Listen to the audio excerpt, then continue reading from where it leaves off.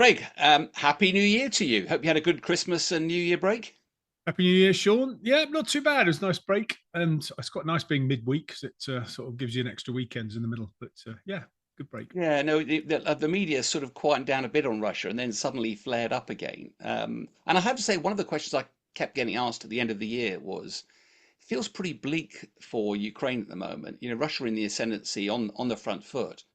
But one of the things that I was asked to reflect, particularly with one of the channels, was why is it that Russia has singularly failed to control the airspace over Ukraine, particularly because in the West, you're in my time, if we went to fight in Iraq, if we went to fight in Afghanistan, it was always about controlling the air first as a precursor to then conducting the war on the ground. And even Israel, when it went into Iran, it was roll back the air defenses, control air superiority, and then go in. So, given that that is such a basic part of warfare today, why is it that Russia are vastly bigger, more capable, has got far more money?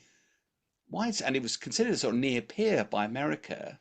Why has it failed to control the air? And are there any lessons from this that should inform the next stage for ourselves? So, as a headline, I'd like to get into that. I mean, just the headlines. Why do you think that Russia has failed so dismally to exercise that control, which you'd imagine would have been the first priority for its team? Yeah, I mean, first going back to your point about being fairly quiet over Christmas, it just goes to show, doesn't it, that when the media takes its eyes off things, things go a bit quieter, but of course they don't change. So maybe we do get consumed by our 24/7 media a little bit too much, although it's a livelihood for some. But yeah, it was quite poignant seeing some of the scenes from Ukraine. Some of the music from there, and scenes of people singing in tube stations. It's quite humbling, really, and to see that things are not getting better in Ukraine. It's still pretty awful conditions. Um, the question about why has Russia not done better? I mean, it is the question that we're all trying to come to terms with. I mean, we're in our fifth year now, we're about to come into our fifth year of this war, which is almost unthinkable. And yet, Russia is literally creeping inch by inch and not making great deals of progress. I forget what the figure was, but we're talking, a couple of thousand square miles in the last year for goodness knows how many casualties. And we would have expected Russian air power to have been a significant part of its efforts. We certainly see it everywhere else, whenever. But I think the big difference here is that, using a cricket analogy, Russia is a bit of a flat track bully. When it's had air control on its own in countries where, there hasn't been a significant air capability, they are able to just do what they will. And they can use their frog foots and their helicopters to really pretty much dispense air power at a time of their choosing. But Ukraine has not let them get away with that. And either Russia underestimated Ukraine or Ukraine just outperformed, probably a bit of both. And Russia hasn't committed perhaps everything to this. I think that's partly, how much of it is it holding back? Because it knows that NATO is a formidable capability in the air. And therefore, how much can Russia actually afford to lose in this war because of what it may have to do in the future? So, yeah, why are they not doing better? Yeah, and it's also, I think, one of the reasons that we were so determined to make sure air power, air superiority, because you don't want your troops attacked from the air as well as the ground. You want at least, whereas it does feel that Russia was less concerned. But I mean, we can break this down a little bit because obviously it's a big subject. So one of the things we're going to start with is really boring stuff. It's doctrine, which won't necessarily mean a great deal to everybody, but it's how you operate your forces. And I do think it's worth remembering that the Royal Air Force formed an independent Air Force. In other words, rather than just an air element of the army, it became an independent service back on the 1st of April 1918. And why? And the United States Air Force, it formed back in September 47, an independent service, and yet the Russia has remained just an air arm. And what that seems to have made the Russian Air Force is a form of airborne artillery. It provides support to the troops, that's great, and a bit of air defense, but it is literally used by the army. And I'll give you an example where I think that's a liability. I spent nearly 2 years of my life in Afghanistan, and one of the roles was running air power over Afghanistan. And when I had it was troops in contact, it was the time taken between our troops on the ground getting in trouble and air arriving. And it was rained about 8 minutes a time. When I went back for my 1 year tour, it was up at 14 minutes. In other words, the time between calling for help and it arriving. And you went, hang on a minute, we've got more air power than we've ever had here. And what had happened is that the air forces had literally just created cab rank air power, and therefore we'll just provide it. You army use it as you see fit. And the man who shouted loudest on the ground got it. And the problem was, therefore, air power wasn't where it needed to be at the time it needed to be, and therefore it was always in the wrong place, which is why it took so long. And that meant lives were being lost. And I remember chatting to the four-star general who was running the ISAF headquarters and said, look, how we managed to do this? I think we can get this sorted. And he didn't want to see me wrestle air power back into the hands of the Air Force because he was really suspicious about it. But in the end, he said, right, you've got a fortnight, go to it. And sure enough, within a fortnight, we got it back because we said, where are the attacks happening and when are they happening? Let's position air power there. And we got it back down to 8 minutes within a fortnight. And I can't repeat what he said to me, but basically, what did you do to manage that? And it was a really good example, I think, of why if you let the Air Force simply be part of the army, it becomes very tactical, where it has some enormous benefits strategically. And that is, I think, a major shortcoming for the Russian Air Force. Yeah, I mean, you're right. Doctrine can be a bit dull, but actually, it is what underpin, if you like, the strategy of how we should employ air power. Certainly, how airmen believe it should be employed. I think two things have happened over the last probably 2 decades to bend doctrine a little bit out of shape. One of them is the likes of Afghanistan and Iraq, a counterinsurgency, if you will. And of course, Russia learned this lesson. You can have as much air power as you like, but you're not going to, overcome an insurgency or a population. So air power is not applicable in the same sense in those scenarios. So you have to think about how you're going to use it. And of course, what's happened in Ukraine is we've seen this plethora now of drones. And I mean, maybe we'll talk about that a bit more in a minute. But, to what extent has that bent air power in a different direction? Now, I still fundamentally believe that ignoring the counterinsurgency lessons and ignoring the plethora of tactical land battle drones that we see in Ukraine, the fundamentals of air power doctrine, I don't think have changed. And they would be reapplied in a full-out conflict with Russia, and you would see a much more traditional approach, as you and I would see it, that would pit, air forces against air forces in a far more dynamic scenario, where you would try and regain air control in order to then begin your rolling up the other side, if you like. So I think, yeah, we have lost our way a little bit, partly because of the last couple of decades. But if you look at what lessons we've learned, perhaps in Iran, as you say, from the Israeli and / American attacks, when you apply traditional conventional air power in all its glory, you can do some quite incredible things in some relatively short amount of time. And it does make a difference. 12-day wars or 10-day wars, whatever that one was, versus 5-year, bloodfests. So yeah, I think we forget some of those doctrine lessons at our peril, and we do need to change. We do need to adapt, and drones in particular. There are clearly things happening there that we need to be aware of, and we need to adapt with. But the idea that you just throw the doctrine out the window and it no longer applies, I think we're a long way away from that place. I think we need to almost go back. Yeah, I can't help feeling that. Yeah, I mean, you and I, for the Gulf War, for example, the big push onto Baghdad and basically controlling the airspace above the whole of Iraq. When you saw the F-35s flying with impunity over Tehran, the Israeli and you sort of go, how vulnerable would you feel on the ground if that was how the war was going? And it wouldn't matter what you did with drones then, you would feel incredibly vulnerable, and it Yeah. would allow the air forces to start to make strategic strikes against key points of interest, whether that's energy infrastructure, whether that's leadership, whether it's command and control, whether it's factories and whatever. So and the whole moral component of this feels that I just feel it will make it be such a major fill up. And I do wonder, how much do you think it is that the whole Russian model is all about control? It's about one man deciding what everything is being done. So the model, for example, about their air force, about air defences, it's very much stage managed, it's scripted, and they all do what they're told. They go and intercept that, go and intercept that. Whereas you and I know that once you're sausage side and you're involved in a conflict, you have to adapt. You have to do, it's that whole decentralized approach. How much do you think this is to do with Russia's paranoia about control? Yeah, I think it's huge. I mean, not only is Russia, using an old model, if you will, sort of pre-independence model, where everybody works under a single, supreme commander. It's even worse in Russia because, of course, it's heavily politically controlled. I mean, heavily politically. We all feel a degree of political arm on our shoulder, and rightly so. But in Russia, the politics of this is everything. And to what extent is Putin even lied to? To what extent does he get the truth? We know that they're suppressing casualties, they're suppressing stories of how much land they're taking.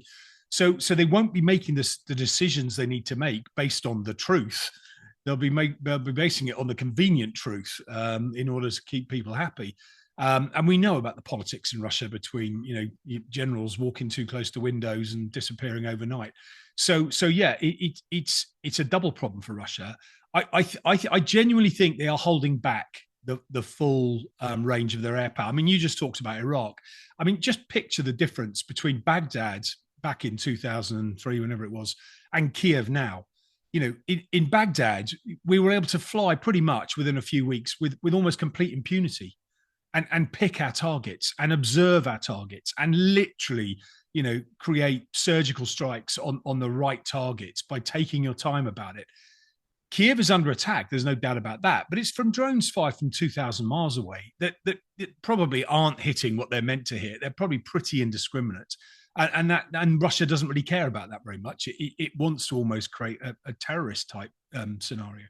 So, yeah, we are not seeing air power used precisely or even strategically. We're seeing it either as a terror weapon in the way that those drones are being sent in, or a weapon against things like infrastructure, i.e., to harm the civilian population. What we're not seeing is a destruction of serious military targets, which is incredible when you think about it. You'd think Ukraine would be quite vulnerable to that, but it's not. I mean, even Putin wants us to believe that people are attacking his house, his mansion. Well, yeah, I mean, where's the is, proof of that, and where's the timing? I was very suspicious, but yeah, exactly. anyway. But there's also, as we work our way through it, so doctrine is an interesting one, but training. You and I spent a lot of time on the front line, and one bit of equipment, an F-16 or a Typhoon, isn't a capability.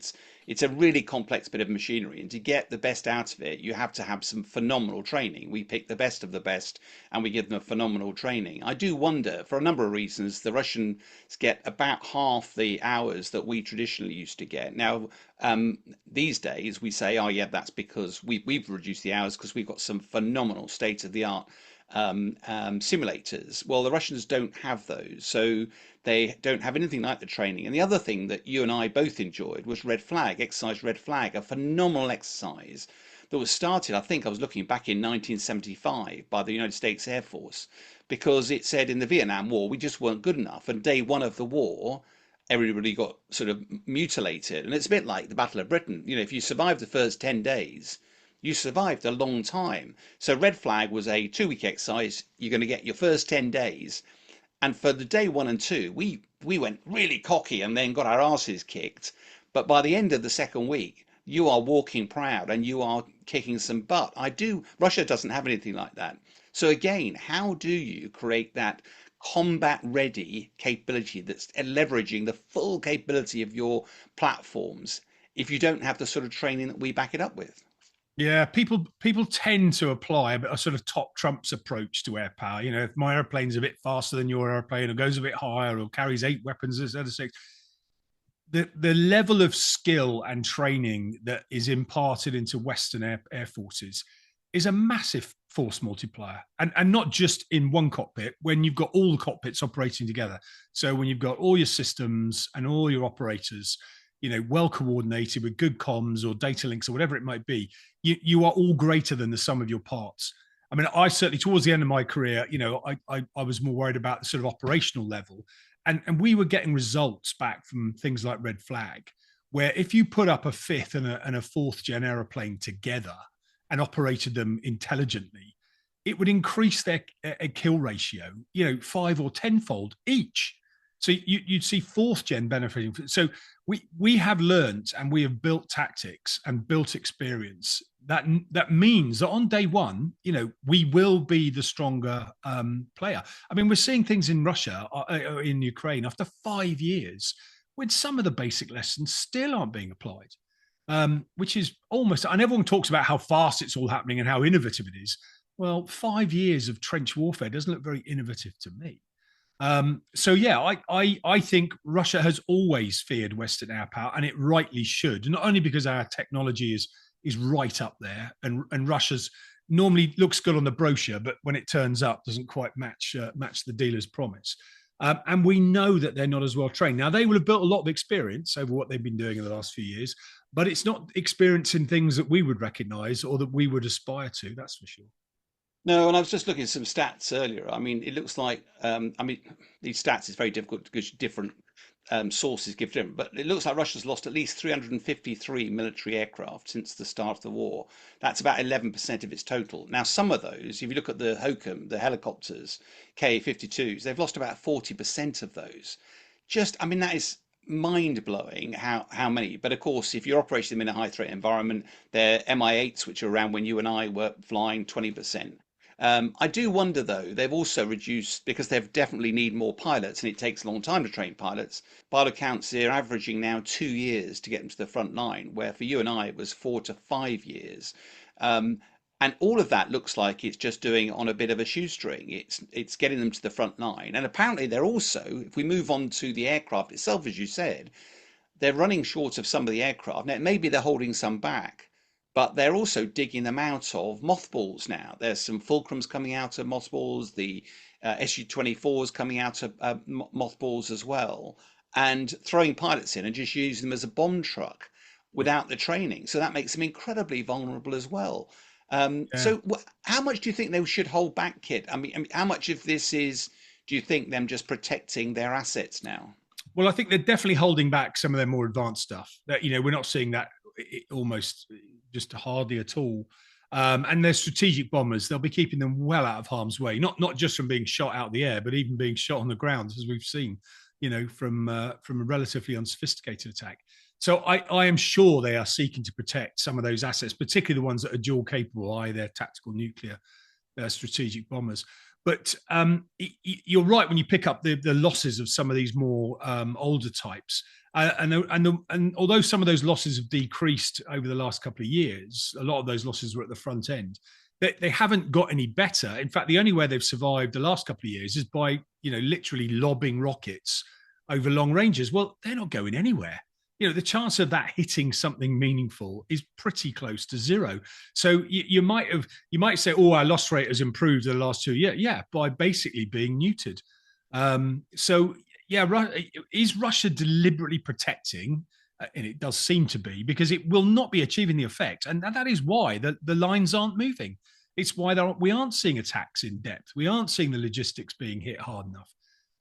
We're just seeing pinpricks. No, because there was it the Su-34, I think, the fullback was one of the more modern aircraft in the inventory. I mean, it's been around for a while, but it's only, I think, entered service with the Russians in about 2014, around the time they went into Crimea. And there's several reports out there, but talk about them having lost 37 of those. Since that's a startling number of some of your most modern jets. And my understanding is they can only build about 6 a year. So and of course, obviously, with Western sanctions, they haven't got all of the bits coming in a way. And I do, on the kit front as well, picking up your earlier point, I do think I've sat at air shows before and watched the Cobra maneuvers and all these, and for those who are fans of Top Gun, you think, wow, this is an incredibly agile aircraft. And you think, okay, you can copy the outside of Western aircraft to make it, but what you can't do is copy the engine. You can't copy the radar. You can't copy the electronic warfare. You can't. And what's been continuously, as you say, the top trumps bit of this, very powerful, very fast, love it.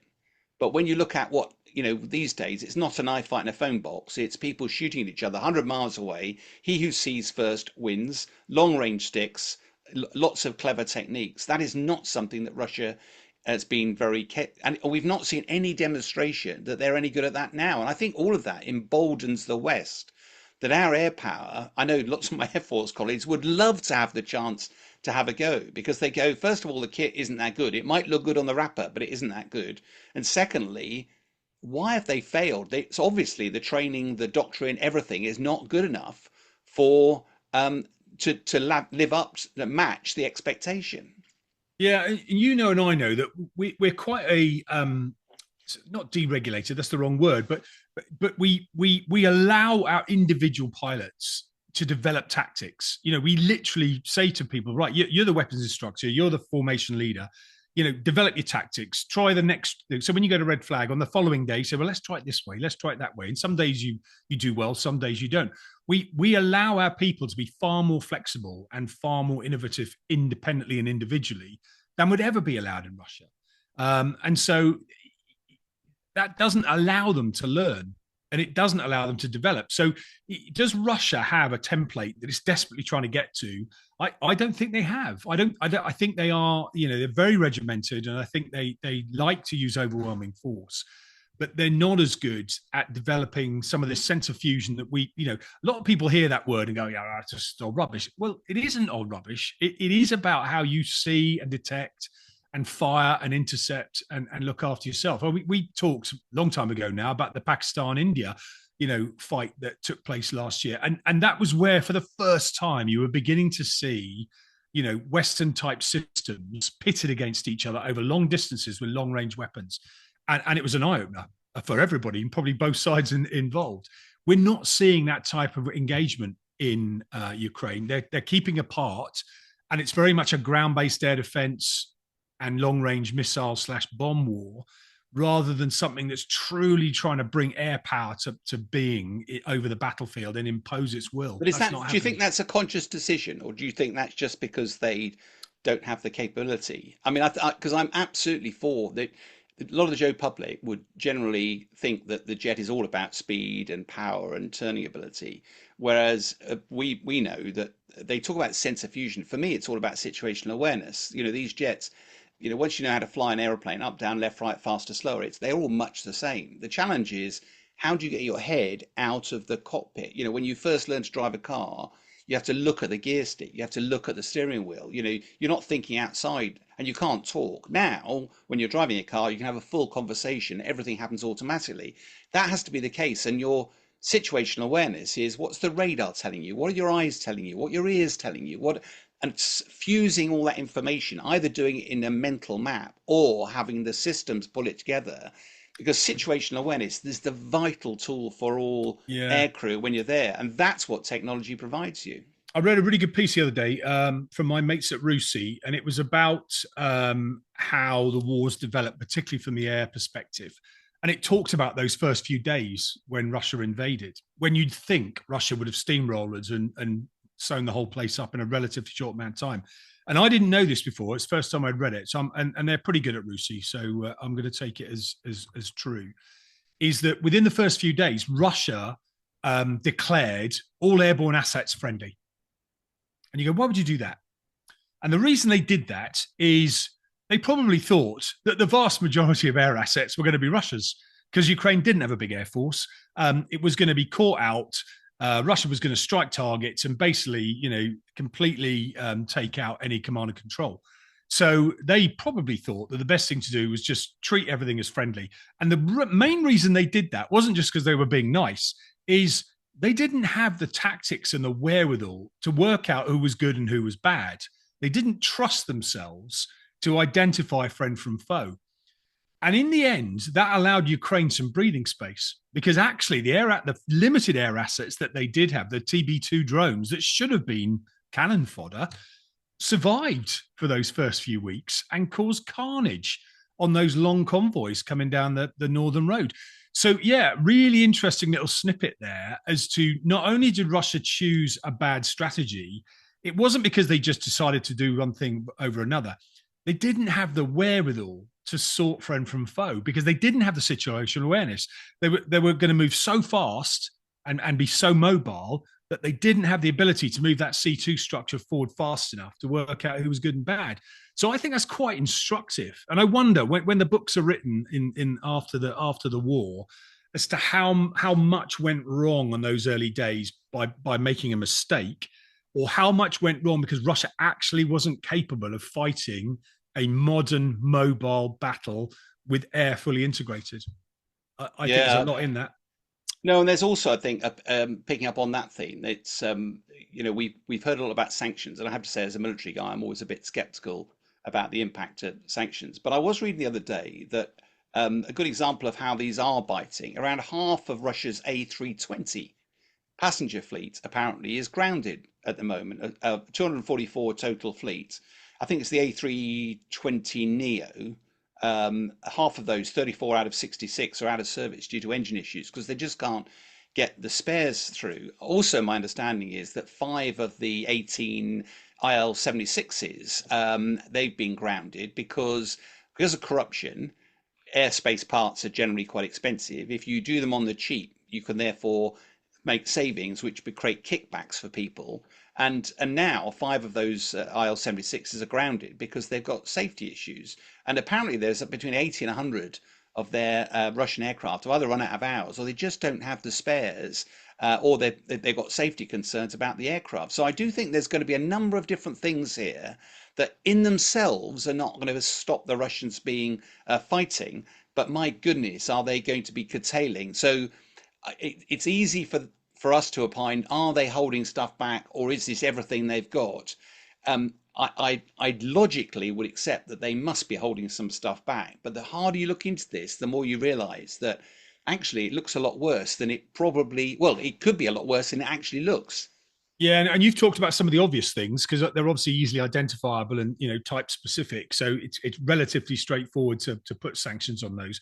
But this article from Rusi went on to talk about some of the technology that's buried in some of their air defense systems, some of their SAM systems. And they are processors, circuit boards, semiconductors that are made in the West for fridges, freezers, and computers and laptops, whatever, that Russia has basically repurposed to build some of the sophisticated, or as sophisticated as it can do, circuitry within some of their air defense systems. And they are struggling. They are struggling to get their hands on this stuff. So we need to get smarter at how we deny Russia access to some of this more basic and more transferable technology that is keeping them going. Now, how much of that might they get from China in the future? Okay, that may well happen. But, why would we give them a free good here? We definitely need to get smarter at sanctions. They need to be far more targeted and look a lot wider into some of these other uses.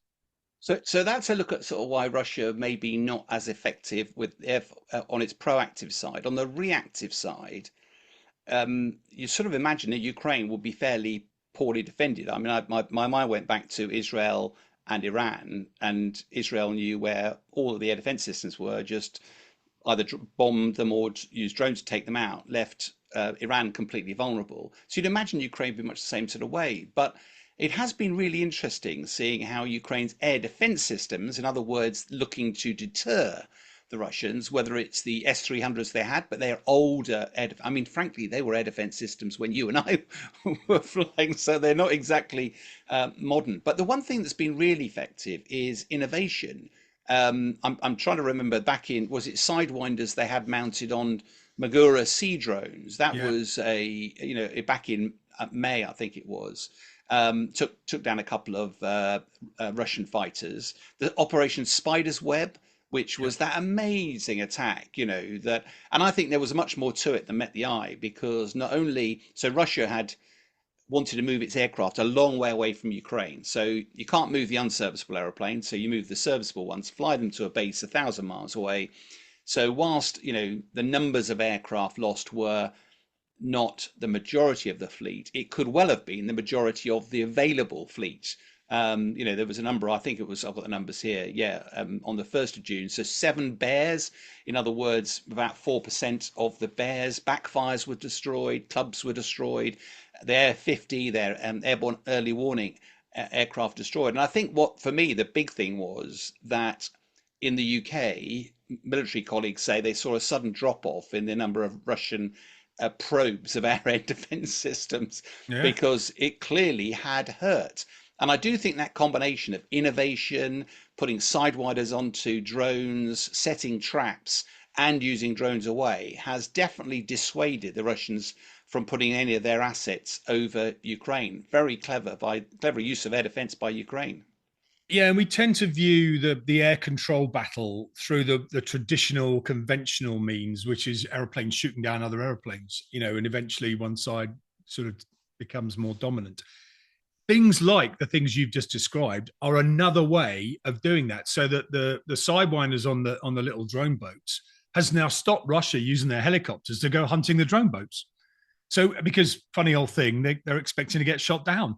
So, that has instantly changed the whole dynamic there, which has now allowed their drone boats to start wandering a little bit further. And now we're seeing attacks on things like submarines, etc. The same thing with the bombers. If you move the bombers 1,000 miles back, they might be safe, but now they're 1,000 miles away. So they aren't going to strike you as often as they were beforehand. And you're instantly putting pressure on an enemy's air force to function. So, yeah, air control can be done through a variety of means. It is not just who's got the most missiles or who's got the best missile. That's nice to have, but it's not the only thing. What on the other bit about air defense systems, A is borrowing Western stuff, so or using Patriot systems, NASAMS, and the like. That's clearly been very effective as well. But we've also given F-16s. There's the French have promised another, I think it's 100 Rafales, but they're not going to be there for another 10 years. Um, do you think they'll in the next year make a, a significant contribution to the air campaign? I want to believe so. I mean, I think we all need to be careful here. They're not, an instant war winner, and I think a lot of people perhaps put too much store into this. But they are, and we've talked a few times about this. We are beginning to see some impact because a number of things are happening. We've now got pilots that are coming in greater numbers who have been through the training system. And 2 years ago, it says, "Oh, there's not enough time to train them." Well, a 5-year war. Actually, there's quite a lot of time to train somebody. So you do need to think about these things. But we are now seeing, these numbers slowly but surely dripping through. And if we put the effort into the basic training, which I know the UK has done a lot of, then some of those younger, less experienced parts will also now be coming through that system, which will allow them to continue to feed the fight, if you will. We're also seeing the airplanes come in greater numbers. And, over time, you gain experience. And these pilots must now be a better pilot today than they were 6 months ago, either through just learning on the job or having had the time to get in the books, get on the simulators, and learn some of the Western tactics that make these airplanes sing.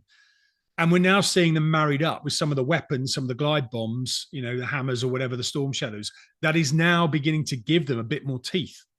And so as long as Ukraine are careful and pick, these targets at a sensible time of their choosing, they are now able to strike some of these deeper targets and these more valuable targets, particularly if they're hardened, with a greater level than they can ever do with the drones, because the drones aren't up to that at the moment.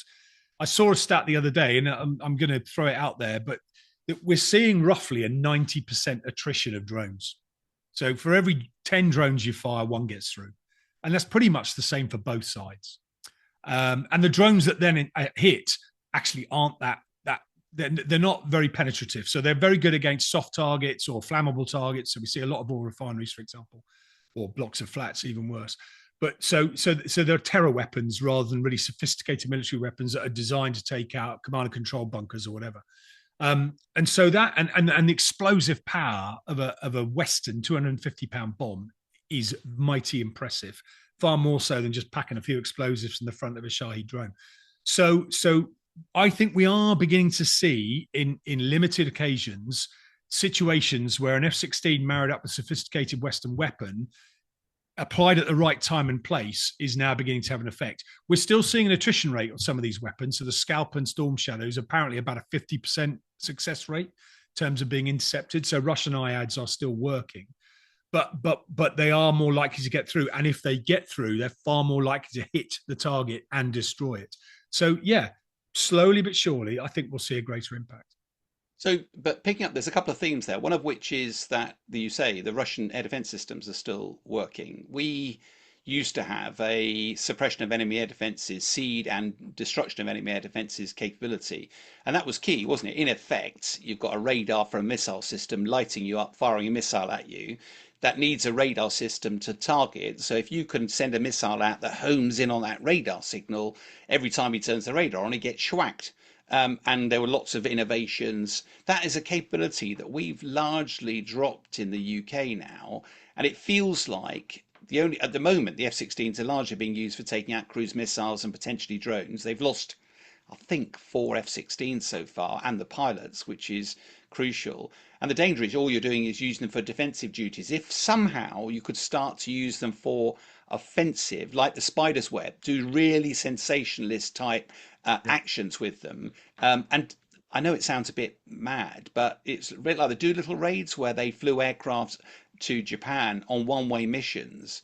Well, you're not short of F-16s. You know, you could, because these are all higher mileage F-16s, as long as you could hopefully get the pilots back, you could end up doing some really daring raids. But part of it is bolting new capability onto these aircraft. At the moment, I'm talking to a couple of the pilots out there, and they're getting really frustrated because they're going, we need capability to bolt on to allow us to do this innovation, but your rules, your regulations, your safety cases in the West are precluding that.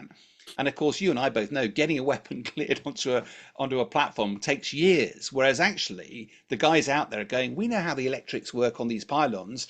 It might not pass any safety tests. We don't care. We just want to bolt them on. Do you think there's a case here for just liberating their F-16s and getting them to be able to use them in a more innovative way? Yeah, well, absolutely. I mean, I don't know any specific stories. You clearly have heard some. I mean, we when we put Storm Shadow on their fences, we did that in a matter of weeks for a few $1 million as opposed to hundreds. So it can be done. The question now is, as time goes on, does the bureaucracy start to take over, and there's some truth in that, and you stop cheating, if you like. But I think we've got to stop seeing it as cheating. If you're fighting a war of national survival and your loss rates are such that you're going to lose airplanes or people anyway, and we clearly are in great numbers, then we can take a bit more risk on things like safety cases and the evidence of proof that we need to provide these days for people to be comfortable. Now, we don't want to be losing, every other F-16 sort of explodes as it gets airborne because we've not bothered to do the maintenance properly. So there is a balance to be struck here. But yeah, I think giving them the tools to get the job done is such a vital part of this, and it will make the difference. I mean, you talked about suppression of enemy air defenses, which may not be familiar to everybody, but there's either SEAD, suppression, or DEAD, which is destruction of enemy air defenses. And quite frankly, both work in a place and time. And you can just shut systems down temporarily, either by making them shut their radars off, which they might do if they think they're under attack, or by jamming them or spoofing them, or you blow them up. And I think the big difference now, you referred to the UK sort of losing some of that capability. I mean, yes, we don't now have a dedicated weapon like the alarm system. Squadron I used to run was an alarm squadron. And yes, they are now, we don't have that. Harms are still there for the US and those users that have them. But you can use other weapons. You only actually need, if you can pinpoint the target, you just need a conventional weapon because they're that accurate. You can take out a radar without having to home in on the signals. So we do need to get smarter at how we attack. And if I was the Ukrainian chief right now, I'd be highly focused on trying to take out some of those high value radars. Not only because it would obviously make you less vulnerable in Ukraine to your air forces, it would make Russia recalculate. It cannot afford to lose its air defense system. That is what protects Moscow, and everything else. So yeah, I'd be looking to harm them there. Yeah, so you and I could yippity on about this ages, but I think the two key ones left for me are, so given that Ukraine is on the back foot at the moment, we're fast approaching the start of the fifth year of this campaign. We are both air power advocates and have a lot of experience behind it, and also bluntly, and I think anybody with air power advocate would say Russia isn't exploiting the air. It's been a vulnerability.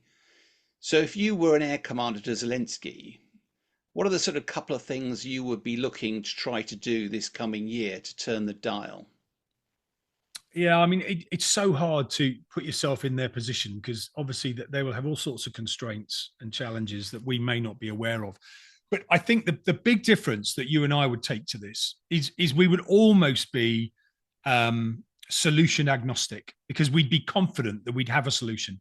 We would come up with a very detailed targeting campaign that would harm Russia, and we'd be saying, right, I want to take out that, and that. I want to take out these systems. That right, there's my priority list. Right, go to it, guys, and girls. Go plan me the missions that we need to do. Take out these systems. Currently, Ukraine is going, what can we hit? Well, we can hit refineries because they can't defend all of those, and our systems are good enough against fuel tanks.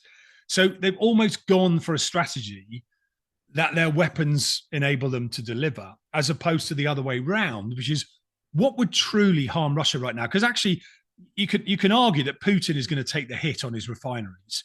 What he's not going to take a hit on is loss of territory. He is desperate to hold on to the land he's taken, and he's desperate to grab as much more of it as he can.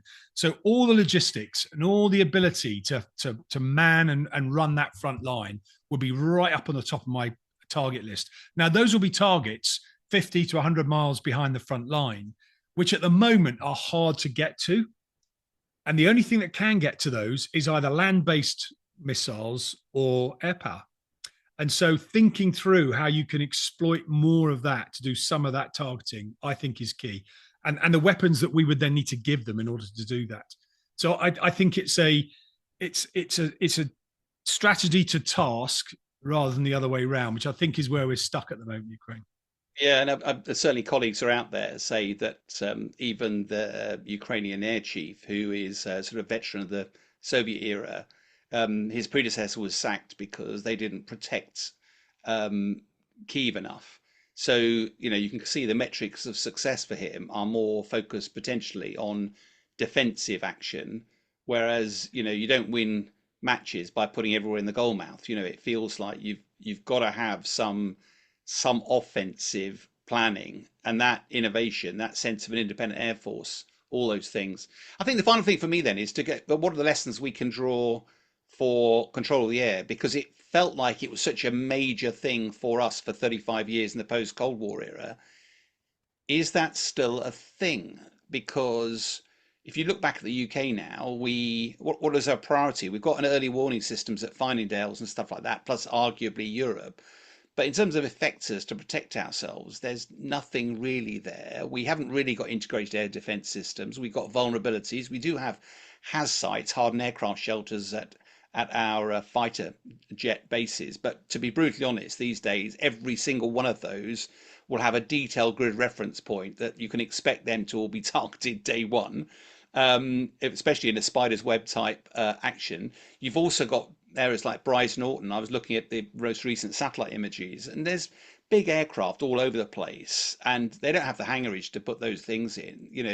Again, a few drones, and we'd be absolutely hammered. So we haven't got any Bloodhound missile systems that we used to have. I just wonder where do we even start in the UK? The SDR was good. There's no defence investment plan.